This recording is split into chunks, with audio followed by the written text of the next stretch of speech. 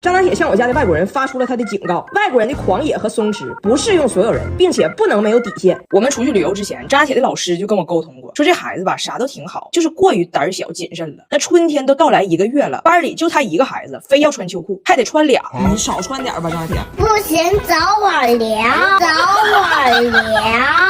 我一听，我也觉得张大铁啥都有点太像小老头了。我觉得他吧，要是能和俺家那些虎了吧唧的外国人中和一下就好了。我就劝他，我说张大铁，你看你爷爷奶奶，他俩60多岁了，活得比你都年轻，你呢，能不能也跟他们学学，活得年轻一点，虎一点，轻松一点？然后我们就去旅游了。到了三亚，我们住的酒店有个大泳池，半夜3点，我公公布兰突然要跳水。啪嚓一声，给张大铁都崩醒了。张大铁以为他爷要自尽呢。第二天到了海滩，布兰就跟拿铁说：“拿铁见到水就得跳，往水里跳的一瞬间是最爽。拿铁跳！”张大铁思虑再三，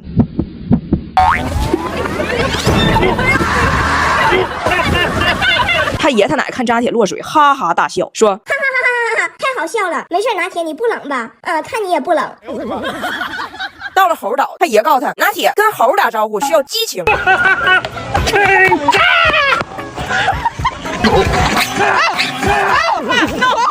张大铁决定，那我也试一下。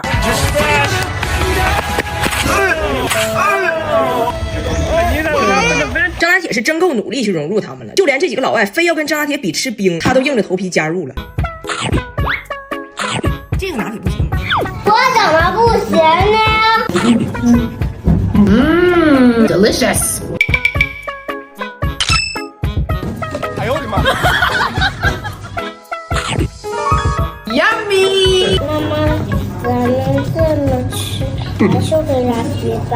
结果不到5分钟，真拉稀了。为什么我吃完能拉稀，外国人不拉稀呢？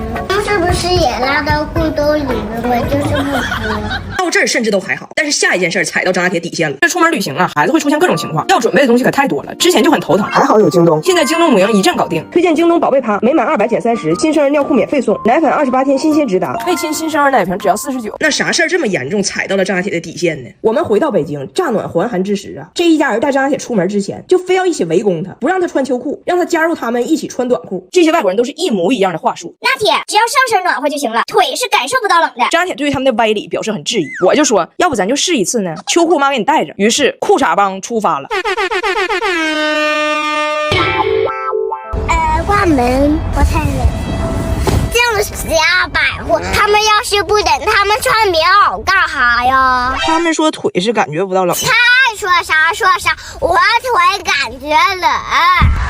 胖媳妇给他的儿子张大铁开了一次纯中文的家长会，开席岁。上个礼拜，张大铁老同志经过了为期8个月的艰苦学习、认真探索，终于从托儿所毕业，升入了严肃认真的幼儿园小班，也迎来了人生第一次家长会。收到通知的时候，我已经出差了。然后张大铁去这幼儿园呢，就我们小区这幼儿园，他没有外国孩子，也没有外国家长，我就怕他作为唯一一个外国人，他啥也听不懂，我就想让我爸去。大胖友说不，我完全没问题，自己就去了。他去了之后吧，我爸还是不放心。20分钟之后，我爸偷偷也去了。到了幼儿园，来的没有父母，全是爷爷奶奶、姥姥姥爷。大胖媳妇待了20分钟，一群老头老太太围着他。大胖媳妇觉得自己已经完全融入了这个中国学生家长的群体。结果旁边老大爷说：“这他们学校总算请了个白外教。”白外教。我爸到的时候，白外教正跟老头老太太们唠呢，因为白外教不知道自己是白外教啊。老头说：“你是老师啊？”大胖媳妇说：“让你猜到了。”因为大胖媳妇确实是人民大学指导博士生学术论文的英语老师，所以就产生了一些驴唇不对马嘴的误会。人老头问他：“那你的学生英语好不好啊？”大胖媳妇说：“我对他们的要求不只是英语好，他们要用英语写论文，成为科学家。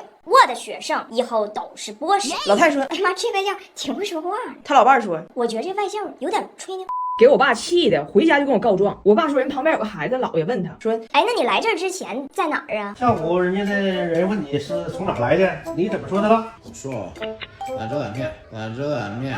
对，就知道吃。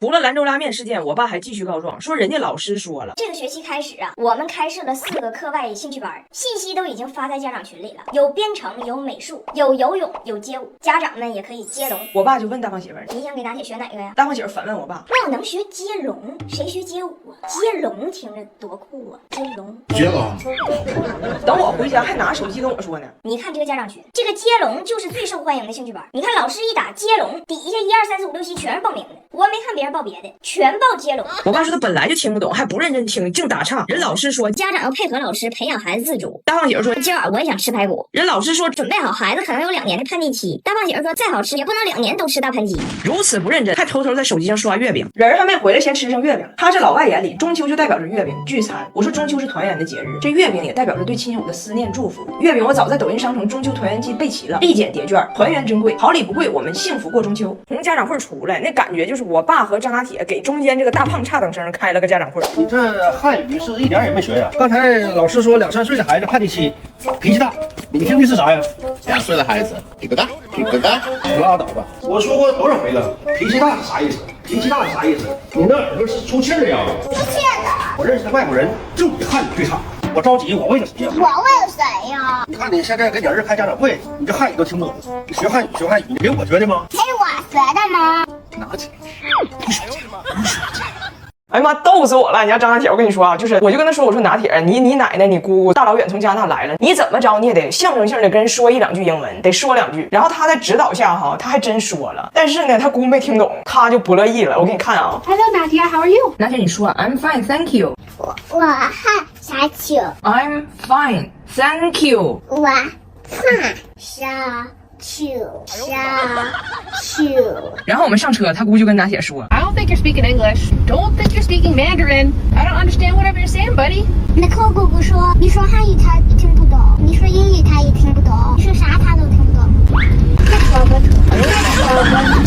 我特别今天好，知道吗？张大铁又来安慰人了。我有一个很小的小学妹，最近崩溃了，老板烦人，天天加班，她受不了了，想裸辞，问我能不能来俺家让张大铁安慰安慰她。从张大铁给出的杂乱无章、漫无边际的安慰话语中，我竟然感受到了一种职场哲学，而且他莫名其妙学会了一个词儿“内耗”，一直用，虽然他不知道啥意思。这个阿姨她崩溃了，她想被拿铁安慰。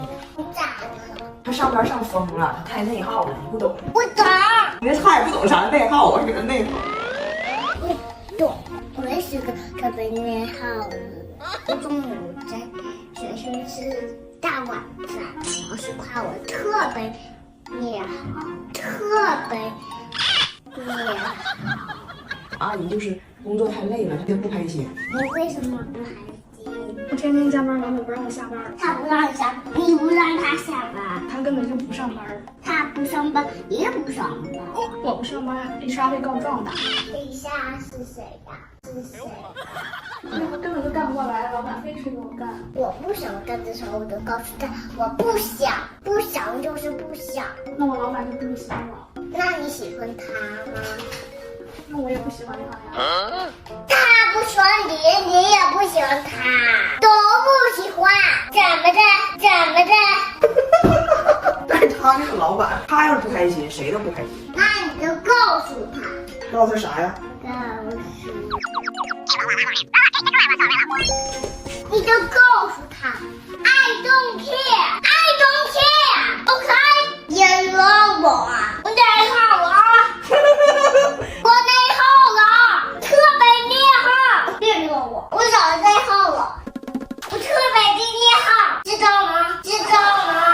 然后呢，这个女生就跟我说想来想去还是觉得自己开心最重要，决定了就裸辞，想去远方旅行一趟，不就是没钱赚了吗？没钱就没钱，回来再想钱的事儿，不受这个折磨。我说我完全支持，我不只支持你去找寻快乐，我还送你一套我自己保藏的欧珀莱的高定礼盒，这里的第4代黑精灵精华添加了抗老科技成分的新肌酮，质地清爽，吸收快，能有效缓解熬夜加班出差带来的损伤，紧致皮肤，淡化细纹，轻松抗老。然后第2天早大同学开生日 party， 张大铁也去了，人家叽里哇啦说一堆，他也听不懂。